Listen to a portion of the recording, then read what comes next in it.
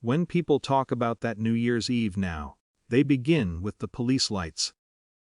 They don't mention the ladders, or the frost on the hedges at 6 in the morning, or the way I stood alone in the ballroom tying gold ribbon around napkins that would never carry my name. If I tell it properly, I have to begin earlier. The estate was technically ours. My parents', my brother's, and mine. Though you wouldn't know that from how decisions were made. I held a third of it on paper after my grandmother passed. My parents called it symbolic. My brother called it temporary. Every December, I drove down 2 weeks early to prepare for the New Year's celebration. I arranged catering. I polished silver that hadn't been touched since Easter. I coordinated florists. I paid for half of the decorations because you're so good at this kind of thing. Contribution was my strategy. If I made myself indispensable, maybe I would finally stop feeling optional. That year, the house was colder than usual. Not physically, socially. My brother had been restless all week, snapping at staff, correcting minor details I had already finalized. On the afternoon of the party, he cornered me in the hallway outside the dining room. "Don't come here tonight trying to cause trouble," he said. I remember thinking it was strange. I had never caused trouble. I avoided it professionally. I organized the trouble, I said lightly, gesturing to the flowers. He didn't smile. By evening, the estate looked like something from a magazine spread. Candles in hurricane glass lined the marble staircase. The long table in the ballroom glowed under warm chandeliers. Guests arrived in coats trimmed with winter air. They complimented my mother on the decor. She accepted. I refilled wine glasses, directed servers, adjusted centerpieces that didn't need adjusting. Around 10:30, I stepped into the side parlor to breathe. My brother was there with 2 of his friends. His face was already flushed. He looked at me like I had interrupted something. "I told you," he muttered, low enough that the others pretended not to hear. Before I could answer, he reached for the glass in his hand and threw it. Not the glass itself, the wine. It hit my face full and cold, down my dress, into my hair, red spreading like something theatrical.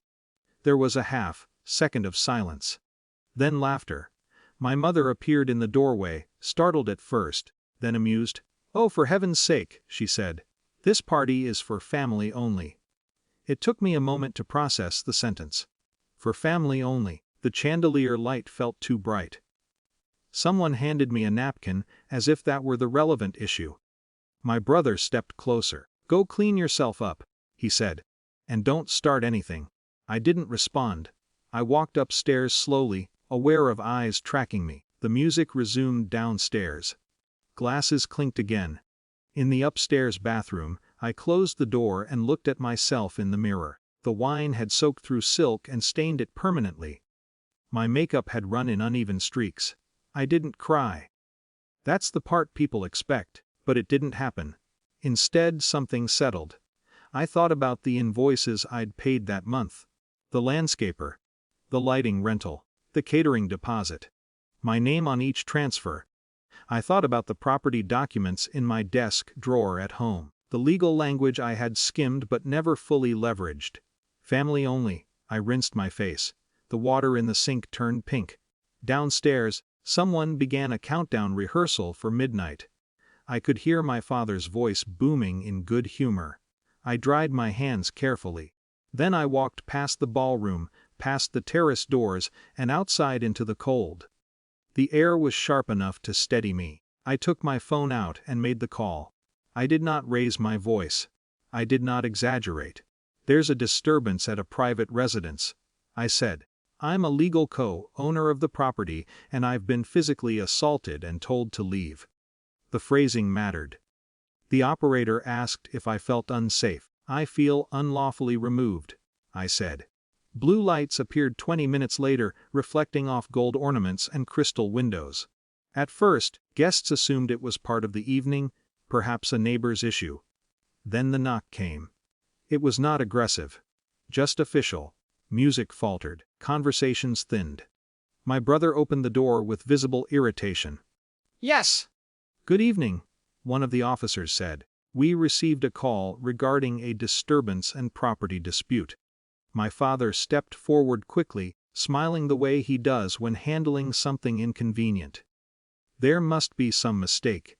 This is a private family event. That's precisely the concern, the officer replied. We were informed that a co-owner has been told to leave the premises. I stood behind them, wine-stained dress still unmistakable. My mother's expression shifted first, confusion, then calculation. My brother scoffed. She's not. The officer held up a hand. We'll need documentation confirming sole ownership if you're asking someone to leave. Silence has different weights. That one was heavy and public. My father requested a moment and disappeared into his study. The guests began quietly collecting their coats. No one made eye contact with me. When the documents were produced, the officer read the names aloud. All three. Mine included. He looked at my brother. No co-owner can be expelled from shared property without a court order. If there's been an assault, we can file a report. I shook my head slightly. I didn't need that. The point had already been made. The authority wasn't loud. It didn't shame anyone theatrically. It simply stated what was structurally true.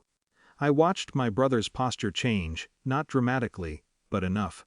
The growl was gone. In its place was something thinner. My mother avoided looking at me.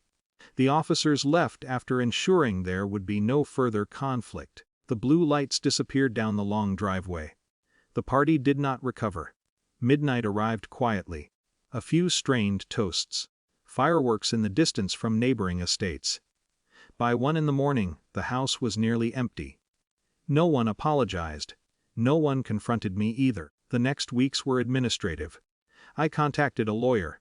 Not angrily. Not impulsively. We began the process of partitioning my share of the estate. It was slower than people imagine and far less dramatic. My parents called twice to discuss what happened. I declined both times. There was nothing to clarify. Belonging is not a negotiation. By spring, the legal filings were underway. The estate would either be sold or my share bought out at market value. My brother stopped using phrases like temporary. People still mention the police when they tell the story. They don't mention the years before. The unpaid labor. The small exclusions.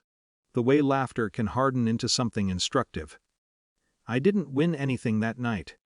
I didn't celebrate. I simply stopped volunteering for a role that required me to earn the word family. The wine stain never came out of that dress. I kept it anyway, not as a reminder of humiliation, but as proof that clarity can arrive quietly, and once it does, it doesn't leave.